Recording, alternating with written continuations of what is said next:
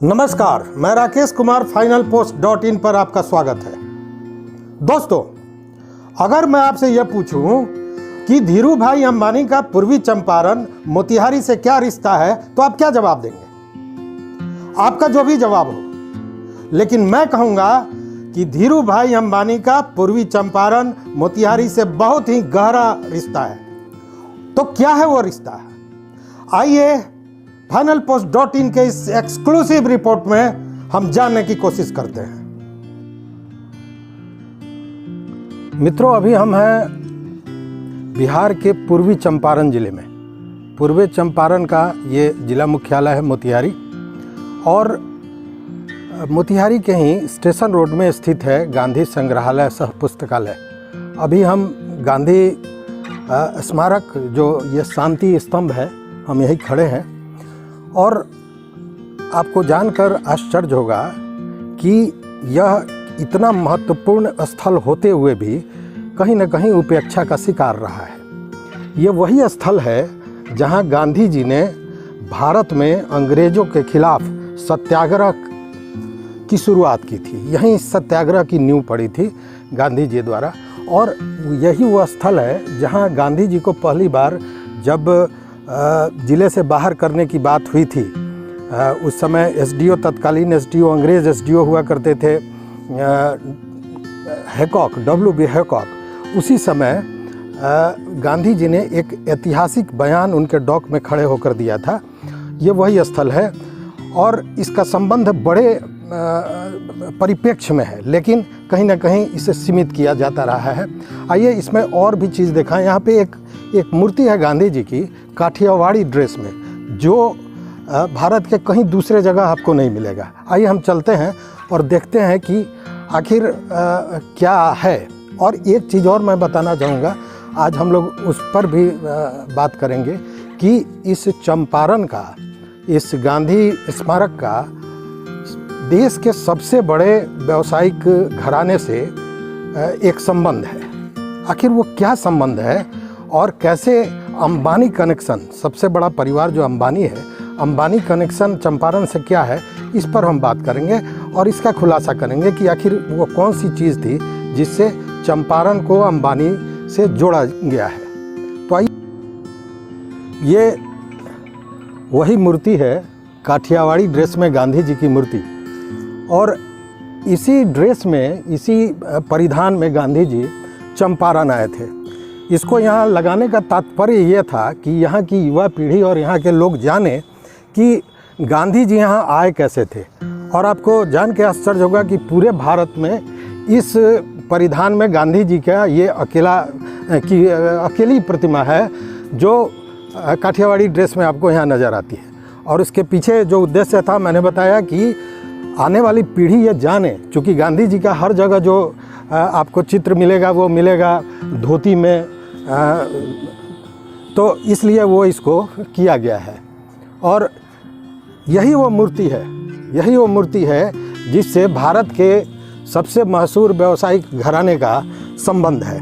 तो क्या संबंध है, क्या रिश्ता है, इस पर हम बात करेंगे। और हमारे साथ अभी यहाँ हैं वरिष्ठ पत्रकार और गांधीवादी, और जब ये मूर्ति लगी थी तो तत्कालीन सचिव भी थे गांधी संग्रहालय के, श्री चंद्रभूषण पांडे जी। सर, इस काठियावाड़ी ड्रेस में जो गांधी जी की मूर्ति लगी है, इस पे आपका क्या उद्देश्य क्या था और कैसे ये लगा? इस देश के भारत सरकार के पूर्व मंत्री श्री श्यामनंदन मिश्रा साहब, जो एक स्वतंत्रता सेनानी थे, उनकी बड़ी प्रबल इच्छा थी कि महात्मा गांधी चंपारण में सबसे पहले आकर के सत्याग्रह का प्रयोग किया था इस देश में।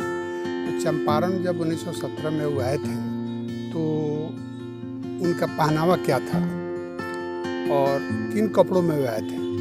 अमूमन गांधी जी को आधी धोती पहन करके लोग देखता है, लेकिन वो नए जनरेशन को, नई पीढ़ी को और पर्यटकों को यह संदेश देने के लिए उनकी इच्छा थी कि एक ऐसी मूर्ति की स्थापना की जाए जो गांधी जी जो कपड़ा पहन करके आए थे उसको देख करके समझा जा सके उस समय की परिस्थितियों को। तो इस पर विचार करने के लिए उन्होंने अपने बड़े मित्रों से विचार किया, बड़े बड़े गांधीवादियों से, गांधीयन इंस्टीट्यूशंस के लोगों से और देश के स्वतंत्रता सेनानियों से। और इस समय श्यामनंदन मिश्रा साहब मणि भवन बॉम्बे में भी इससे संबंधित बहुत बैठकें की थी और वहाँ से अंतिम उन्होंने निर्णय लिया। इस निर्णय के बीच में जब यह फैलने लगा कि हाँ ऐसे मूर्ति बनवाया जाएगा, तो उनके करीबी अंबानी साहब जो हैं, धीरू भाई अंबानी, उनको भी पता चला कि श्यामनंदन मिश्रा साहब और ये सभी लोग मिलकर के गांधी जी की मूर्ति ऐसी बनवाना चाहते हैं जो चंपारण में लगेगा और देश के नई पीढ़ी के लोगों को एक संदेश देगा। तो उन्होंने कहा कि हम सहयोग करेंगे और सहर्ष ने अपने ही से आकर के आग्रह किया कि यह हम मदद करेंगे और मिश्रा साहब ने इसमें हामी भरी और बॉम्बे के अशोक के स्टूडियो में तकरीबन 20 लाख से ज़्यादा रुपयों से इसका निर्माण करीब 4 महीनों में हुआ था। मूर्ति के निर्माण काल में बहुत सारे सुझाव नए नए आ रहे थे कि गांधी जी का काठियावाड़ी ड्रेस था, पूरा मुरेठा था, 14 हाथ का मुरेठा बांधते थे और हाथ में उनको देखिए कि वे गेहूं का बाली रखे हुए हैं और किसानों की समस्याओं के समाधान के लिए वे चंपारण के मोतिहारी में आए थे और किसानों की लड़ाई लड़ी और किसानों की लड़ाई लड़ करके उन्होंने विजय प्राप्त की सत्याग्रह के बाद और देश के स्वतंत्रता आंदोलन को एक नई गति दी थी। तो आज जो लोग भी आते हैं इस परिवेश में देख करके वे आश्चर्यचकित हो जाते हैं सचमुच, और उनको पता चलता है कि गांधी जी जब आए थे तो 14 हाथ का मुरेठा बांधते थे, इतना लंबा कोट पहनते थे, धोती पहनते थे और बाद में गरीबी को देख करके कुछ दिनों के बाद में चंपारण की गरीबी को ही देख करके बाद में उन्होंने कपड़े का परित्याग कर दिया और परित्याग करके आधी धोती पहन करके आधा धोती को ओढ़ना शुरू किया, क्योंकि उनको यह महसूस हुआ था कस्तूरबा गांधी ने घर घर में जा कर के गरीबों को देखा था और बयान किया था कि यहाँ की महिलाएं के पास एक ही साड़ी होती है और उसको वह 15 दिन के बीच में कभी पोखरे में जा कर के, पोखरे में के भीतर होकर के खोल करके उसको साफ करके और पोखरे के अंदर तब तक रहती थी जब तक वह साड़ी बाहर सूख नहीं जाए। तो वह स्थिति जब इन्होंने समझा तो उसके बाद कपड़े का परित्याग कर दिया।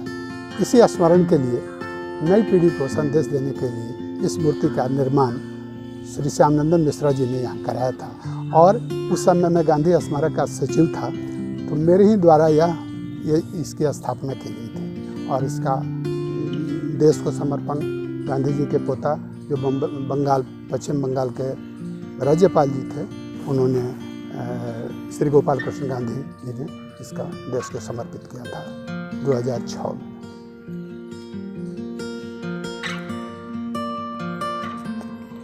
मित्रों, आपने देखा और ये भी जाना कि भारत के सबसे बड़े व्यावसायिक परिवार जो अंबानी परिवार है उसका क्या कनेक्शन है चंपारण से। ये जो मूर्ति है, इस मूर्ति का निर्माण बॉम्बे में हुआ था, लेकिन इसमें जो राशि लगी थी वो सारी राशि धीरू भाई अंबानी ने दी थी। ये अभी आपने देखा। और ये देखे जब 26 फरवरी 2006 को ये इसकी स्थिति देख लिया जाए कि इस पे पेड़ पौधे उगे हुए हैं, इसके रख रखाव का ये जायज़ा लिया जा सकता है। यहाँ देखें, यहाँ पीपल का पेड़ उगा हुआ है। ये राष्ट्रीय नहीं अंतर्राष्ट्रीय स्तर का धरोहर है, लेकिन इस धरोहर को कैसे भुलाया गया है इसका ये जीता जागता प्रमाण है।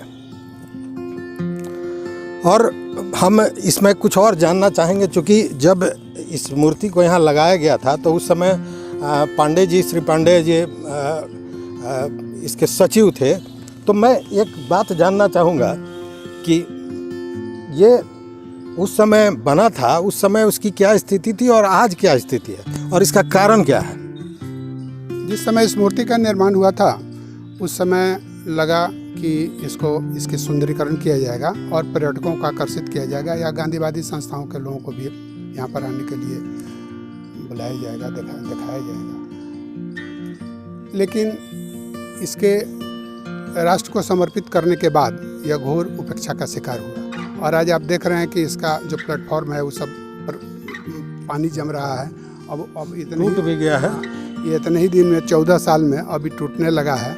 और इसके भीतर जो है ये नहीं, अभी तो मैं देखा, मुझे आश्चर्य हुआ कि एकदम जो स्टैचू है उसके नीचे पीपल का पेड़ तक जमा हुआ है, काई लगा हुआ है। ये सब जो इसका निर्माण हुआ था, ये बहुत बढ़िया इसका निर्माण किया गया था, जो ये 100 साल तक से ज़्यादा से तक चले। और इसके पीछे उनकी बहुत मनोकामना थी कि यह मूर्ति लोगों को संदेश देगी, लोग बहुत दिन तक लोग आएगा, देखेगा, इतिहास इससे जुड़ेगा। लेकिन ये इसके रख रखाव में इतनी उपेक्षा, घोर उपेक्षा की जाती है जिला प्रशासन से और समिति से, गांधी स्मारक समिति से, इसके हाल अब बेहाल हो गया है। और अगर इस तरह कुछ दिन और रह गया तो टूटना शुरू हो जाएगा। यही स्थिति है हमारे इस भुलायल थाती की। तो मित्रों, आपने जाना कि चंपारण से धीरू भाई अंबानी का क्या रिश्ता रहा है। ये बहुत बड़ी चीज़ है जो उन्होंने दिया था यहाँ, जिसकी महत्ता राष्ट्रीय अंतर्राष्ट्रीय स्तर पर है। लेकिन इसकी स्थिति को आप देखकर सहज अनुभव लगा सकते हैं कि गांधी के चीज़ों को, उनके आदर्शों को किस तरह भुलाया गया है, भुलायल थाती की तरह। तो दोस्तों, आप जान गए ना कि अंबानी का क्या रिश्ता है पूर्वी चंपारण के साथ। पूरी एक्सक्लूसिव रिपोर्ट आपने देखी। लेकिन अब ये बात आता है कि इस थाती की ये स्थिति क्यों है। गांधी जी अगर होते तो केवल यही कहते कि हे राम, हमारी ऐसी स्थिति बनाने वाले को माफ़ कर दो। लेकिन हमारी भी कुछ जिम्मेवारी है।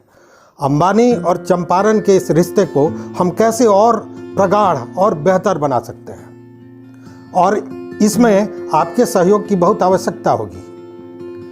और इसके लिए आपको करना यह है कि आप हमारे YouTube चैनल को सब्सक्राइब करें, लाइक करें और वो घंटी के आइकन को दबाना ना भूलें। इससे आप finalpost.in पर आने वाले हर एक्सक्लूसिव खबरों से आप रूबरू होंगे, उन्हें जानेंगे और इस भुलायल थाती को बचाने के अभियान में आप हमारे साथ होंगे। तो धन्यवाद, सब्बा खैर, नमस्कार।